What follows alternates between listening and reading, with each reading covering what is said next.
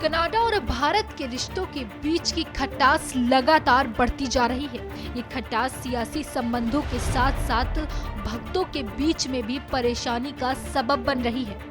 बता दें, कनाडा और भारत के रिश्तों के बीच की दूरी का असर दोनों देशों के सियासी संबंधों के अलावा इस्कॉन से जुड़े करोड़ों भक्तों पर भी पड़ रहा है। दुनिया भर में फैले इस्कॉन के कृष्ण भक्तों की बड़ी तादाद कनाडा और भारत में बसती है। कनाडा में रहने वाले भारतीयों के लिए यह देश एक शहर के दूसरे घर जैसा है। खालिस्तानी कट्टरपंथियों के वोट की चाहत में कनाडा सरकार अपने नागरिकों को खतरे में डाल रही है। कनाडा के सिटीजन और इस्कॉन के प्रचारक प्रभुपाद अक्रूर दास जी महाराज ने दोनों देशों के रिश्तों के तनाव को लेकर चिंता जताई है। साथ ही ऐसा तनाव कृष्ण के दुनिया भर में फैले भक्तों के बीच परेशानी का सबब है। भारत समाचार के अक्रूर दास जी महाराज से खास बातचीत हुई है और वो इन दिनों भारत यात्रा पर भी है। आइए सुनाते हैं हम आपको ये खास बातचीत। हाँ, मैं पिछले 40 साल से कनाडा के टच में हूँ। पिछले 35 साल से कनाडा में ही रहता हूँ स्थायी रूप से, और पिछले 30 साल से ज़्यादा से कनाडा का सिटीज़न हूँ। तो कभी भी इंडिया और कनाडा के रिलेशनशिप में कोई इतनी ज़्यादा समस्या कभी भी नज़र नहीं आई, और जो कुछ भी हो रहा है कहा जा सकता है कि खालिस्तानी एक्सट्रीमिस्ट की वजह से हो रहा है, लेकिन ये एक्सट्रीमिस्ट तो सब जगह होते ही हैं। लेकिन अगर जो कोई गवर्नमेंट उनको प्रोटेक्ट करने लगे तो ज़्यादा समस्या हो जाती है। तो अभी क्या है कि भारत की गवर्नमेंट ने ट्रैवल एडवाइजरी इशू की है कि जो इंडियंस हैं वो सोच समझ के कनाडा जाएं, और जो इंडियंस ऑलरेडी कनाडा में हैं वो संभल के रहें।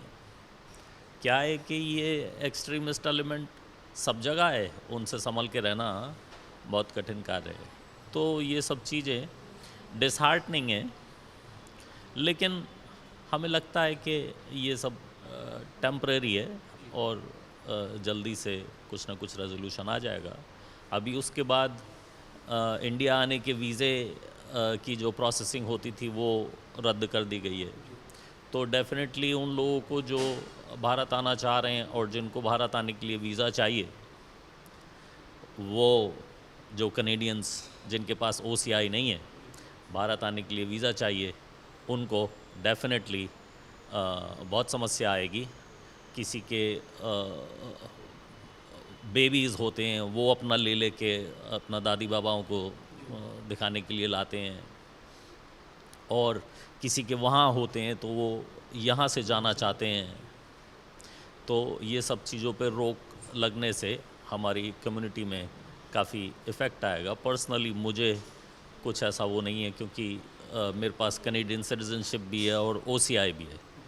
तो मुझे और मेरे जैसे और हज़ारों लोग हैं जो रेगुलरली इंडिया आते हैं, उन्होंने OCI रखी हुई है। OCI होता है ओवरसीज़ सिटीज़न ऑफ इंडिया। तो जिसके पास OCI है उसको वीज़ा लेने की ज़रूरत नहीं पड़ती इंडिया आने के लिए। लेकिन सर, जो सामान्य लोग हैं उनके साथ तो बहुत बड़ी दिक्कत, अब जैसी दिक्कत यहाँ से पाकिस्तान का वीज़ा लेने में आती है या पाकिस्तानियों को भारत का वीज़ा लेने में आती है, इस तरह की दिक्कत। हाँ, इस समय उससे भी ज़्यादा दिक्कत है। आखिर पाकिस्तान का वीज़ा आप अप्लाई तो कर सकते हो अगर आपको जाना है तो, लेकिन आपको अगर इंडिया जाना है तो आप वीज़ा अप्लाई भी नहीं कर सकते कहीं भी कनाडा में से, वो एप्लीकेशन ही नहीं ले रहे आपकी। तो सर, इस्कॉन से जुड़े हुए करोड़ों भक्त हैं जो पूरी दुनिया में फैले हुए हैं, उनके लिए कितनी बड़ी मुश्किल है, क्योंकि वो एक दूसरे देश के जितने भी भक्त हैं उनसे टच में रहते हैं। हाँ, अभी ये 2 दिन पुरानी प्रोग्रेस है, और आई एम श्योर कि भक्तों को कुछ ना कुछ परेशानी अवश्य आएगी, लेकिन आगे आने वाले कुछ दिनों में और ज़्यादा पता चलेगा। क्योंकि क्या है कि अगर कोई इंटरनेशनल ट्रैवल कर रहा है और 2-4-5 दिन उसको रुकना पड़ जाता है तो कोई इतनी बड़ी बात नहीं है, लेकिन जब एक्सटेंडेड पीरियड ऑफ टाइम हो जाएगा, वी आर होपिंग कि ये सब चीज़ें कल से परसों से बाय नेक्स्ट वीक सब कुछ नॉर्मलाइज हो जाएगा, क्योंकि वास्तव में कोई इशू नहीं है. There is no issue. Issue is just politics कि जो जस्टिन ट्रूडो सरदारों की वोट के लिए वो समझ रहे हैं कि सारे सरदार एक्सट्रीमिस्ट होते हैं, और उनकी सबकी वोट के लिए जो वो वोट पॉलिटिक्स कर रहे हैं, वो उनको भारी पड़ेगी और वो उसको गिवन कर देंगे, क्योंकि 2% सिख हैं कनाडा में, कोई इतनी बड़ी भारी संख्या नहीं है. लेकिन इनकी गवर्नमेंट, समस्या जस्टिन ट्रूडो की ये है कि उसकी गवर्नमेंट के पास मेजॉरिटी नहीं है, तो दूसरी पार्टी साथ में जुड़ी हुई है जिसके हेड भी सिख हैं. हालांकि वो स्वयं एक्सट्रीमिस्ट नहीं हैं, वो प्रो खालिस्तानी नहीं है, लेकिन क्या है कि समुद्र में रहना और मगरमच्छ से बैर करना, तो हाँ, तो क्योंकि सबको, उन्हें भी सरदारों के वोट चाहिए, एक्सट्रीमिस्टों के भी वोट चाहिए, टेररिस्टों के भी वोट चाहिए, तो उसलिए वो ना नहीं कर सकते कि हम एक्सट्रीमिस्ट के साथ नहीं खड़े हैं. ऊपर से ना नहीं कर सकते, लेकिन वास्तव में वो एक्सट्रीमिस्ट के साथ में नहीं खड़े हैं. देश के जो रिश्ते होते हैं एक दूसरे देश से, सियासी होते हैं और कारोबारी रिश्ते होते हैं, लेकिन जो दोनों देशों के बीच के नागरिक हैं उनके रिश्ते जो होते हैं वो दिल से जुड़े हुए होते हैं. तो ऐसी प्रॉब्लम जब एक बार आती है तो कहीं ना कहीं मन में एक संशय रहता है. जैसे हिंदुस्तान और पाकिस्तान के रिश्ते हैं, 24 घंटे कुछ ना कुछ चलता रहता है दिमाग में. तो ये कितनी बड़ी प्रॉब्लम आप भविष्य को देखते हुए? मुझे नहीं लगता ये कोई बहुत बड़ी प्रॉब्लम है. मुझे लगता है कि जो कुछ भी है बहुत जल्दी घटना क्रम हो रहा है, और उतनी ही जल्दी सब कुछ नॉर्मलाइज हो जाना चाहिए, मेरी होप है. क्योंकि वास्तव में इशू तो है नहीं, रियल इशू तो है नहीं. रियल इशू तो पॉलिटिक्स है कनाडा की. रियल इशू कनाडा की पॉलिटिक्स नहीं है, ये जस्टिन ट्रूडो की है. वो अपना वो इस बात पे फोकस नहीं कर पा रहे कि 2% सरदार हैं और वो सारे एक्सट्रीमिस्ट नहीं हैं. 2% के भी 2% एक्सट्रीमिस्ट हैं. उम्मीद है कि सर जैसे नरेंद्र मोदी जो हमारे प्रधानमंत्री हैं, उनकी एक ग्लोबल नेता की छवि है, तो वो कुछ ऐसा करेंगे, पहल करेंगे जिससे ये सारे रिश्ते जो हैं वो नॉर्मल हो. पुरानी जो हिस्ट्री रही है इंडिया की, बड़े बड़े देश, डेवलप्ड कंट्रीज़ जैसे कि कनाडा,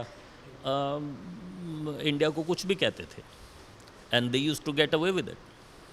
लेकिन अब ये नया भारत है, अब आप कुछ भी भारत को कह के बच नहीं सकते. भारत रिएक्ट करता है, तो उस रिएक्शन की वजह से, और उधर से भी रिएक्शन आ रहा है. लेकिन very soon they will understand कि इन तिलों में तेल नहीं है.